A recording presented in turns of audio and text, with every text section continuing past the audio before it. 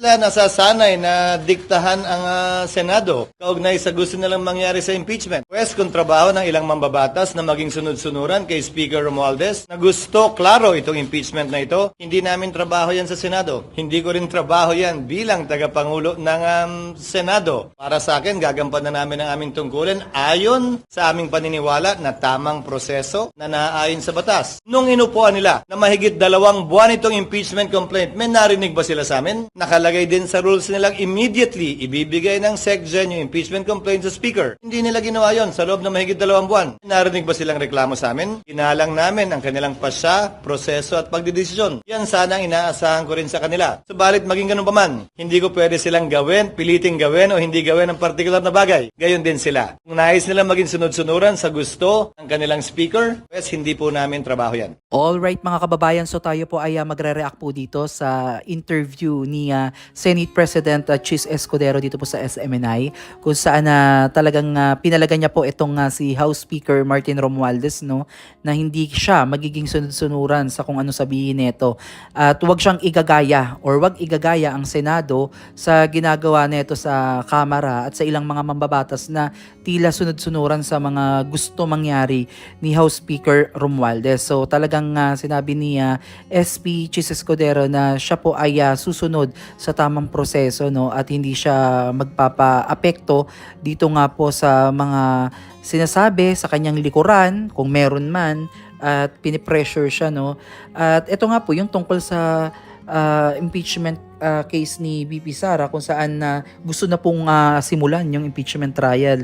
Talagang atat na atat itong ilang mga mambabatas, lalo na yung mga pumirma dyan sa impeachment complaint ni VP Sara, no, na gusto nilang simulan na to at talagang parang takot na takot sila na baka mabasura itong impeachment case ni VP Sara. So talakayin natin mga kababayan, no, bakit nga ba para sa akin ito ay isa sa mga makasaysayang pangyayari dito sa ating bansa. So itong impeachment kasi ni Vice President Sara Duterte ay masasabi kong makasaysayan dahil ito ay ang kauna-unahang impeachment trial ng isang nakaupong vice presidente. Sa kasaysayan kasi ng Pilipinas mga kababayan, ngayon lang nangyari ito, no. Bukod dito, ang na-impeach lang sa pagkakaalala natin ay si President Joseph Estrada at sumunod po dyan si Renato Corona noong 2012. So 2000 si Joseph Estrada, then 2012 si Renato Corona. So kadalasan nakatuon ito sa Pangulo, no. Pero ngayon, Vice Presidente yung gustong patalsikin dahil nga daw sa mga issue kuno na pinupukol sa kanya sa confidential fund at kung ano-ano pa, no? So, alam niyo mga kababayan, napakalaking epekto nito, no? Kasi bukod dito, pwede kasing mag-iba yung political landscape ng Pilipinas, no? Alam niyo naman yung nangyaring May 11, 2025 na election sa midterm, grabe yung nangyari, no. Talagang hindi natin inaasahan yung resulta ng naging election at up until now sa mga surveys na lumalabas mga kababayan ay talagang yung trust rating ng mga Duterte talagang patuloy na tumataas at hindi bumababa. Patuloy na dumadami ang mga taga-suporta, kaya naman ramdam kahit naman kung sinong political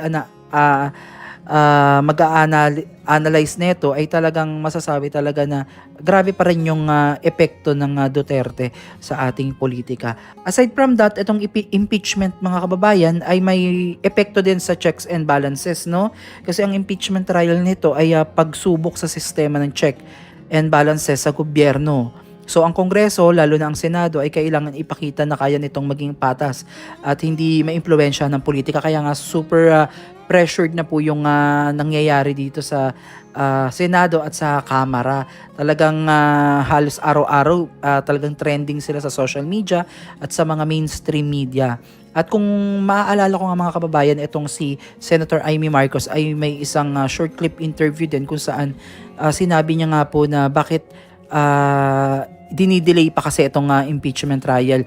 ayaw na lang daw nilang aminin na talagang talo na at wala nang patutunguhan itong impeachment trial at dapat nang ibasura. So marami din kasing naniniwalang mga senador talaga na walang basihan itong impeachment. At doon naman sa kontra partido, gusto nilang ipagpatuloy dahil sila daw ay may pinanghahawakan. So ito naman si VP Sara, di ba mga kababayan, sinabi niya din sa kanyang mga nakarang interview na wala siyang aatrasan at gusto niya nga mag-pursue itong impeachment trial dahil gusto niya din po na malinis yung kanyang pangalan at gusto niya nga po ng tinatawag na bloodbath. So itong bloodbath na tinatawag ni VP Sara is hindi naman literal na maging violente sa mga mag-uusig sa kanya, no, kundi itong bloodbath na tinatawag niya ay isang madugong pakikipagtagisan, no, tagisan ng talino, tagisan ng mga hawak na ebidensya, labanan talaga ng kaalaman sa politika, lalo na sa batas. At ito yung usapin nga sa talagang konstitusyon ng ating bansa kung sino ba ang mananaig, no. So gustong-gusto ni VP Sara yan at ikaw, kung ikaw na sa posisyon ni VP Sara, no, kung ikaw ay may kasalanan talaga, hindi mo nagugustuhin pang gumulong itong kasong ito, no, dahil alam mong ikaw ay talagang masisentensyahan dito ng hindi maganda. Pero sa kaso po ni VP Sara, gusto niya pong ipagpatuloy na isa sa mga bagay na nakikita ko na talagang inosente po ang ating Vice Presidente dahil handa niyang harapin itong mga issue na ito at ipamuka sa mga kababayan natin, sa mga kongresista na pumirma at naniwala na siya ay nagkasala, no? Lalo na dito sa pinupukol nilang confidential fund na talaga namang gusto niyang linisin ng kanyang pangalan na hindi po siya nagnakaw kailanman sa kaban ng bayan. So, para sa akin, kung ako yung masusunod dito mga kababayan, gusto ko siyang ituloy, no? Dahil gusto kong makita na mabasura or mapahiya itong mga kongresista na to na talagang iba yung pinupukol nilang mga issue dito kay VP Sara upang masira siya sa taong bayan. Well, sa kakagawa nila ng ganito, mas lalo pong minamahal ang ating Vice President Sara Duterte, no? At ito nga po, itong paninindigan po ni Senate President Chis Escudero ay isang malaking pagsasaludo din, no, dahil hindi siya magiging sunod-sunuran dito kay House Speaker Martin Romualdez, no. At sana ito ay totoo, no, na hindi lamang po pa-photo off or pabango lang. Sana ito ay may katotohanan na magdesisyon ang ating mga senador at sumunod sa tamang proseso at talagang maging patas po sa batas at kay BP Sara ang magiging resulta nitong impeachment na to, no. So napakarami pa nating dapat abangan mga kababayan dahil habang papalapit ang impeachment trial ni VP Sara ay talaga namang unti-unting nabubungkal yung mga hindi natin dapat marinig at hindi dapat nating malaman, no. Talagang makikita mo talaga na may tensyon sa pagitan ng Senado at ng Kamara. So ilang araw pa, no, baka meron pang mga balita na lalabas or ano man. So abangan po natin lahat yan at tayo po ay magbabantay at magkokomento, magbibigay ng insights about dito sa nangyayari po ngayon sa makasaysayang tagpo dito po sa Pilipinas. So talagang ang mata ng mga tao, mga kababayan, ay nakabantay sa galaw dito ng ating sa tao sa gobyerno, sa ating gobyerno kung ano ang ginagawa. So lahat po tayo ay nakamasid. Yung iba dyan tahimik lang pero mapagmasid po yan. At alam nyo na, ang power ng mga kababayan natin, no, pagdating ng botohan, no, napakalaki po ng impluwensya nito sa 2028 presidential election dahil maaari nitong mabago yung political landscape ng ating bansa. So abang-abang lang tayo mga kababayan, no.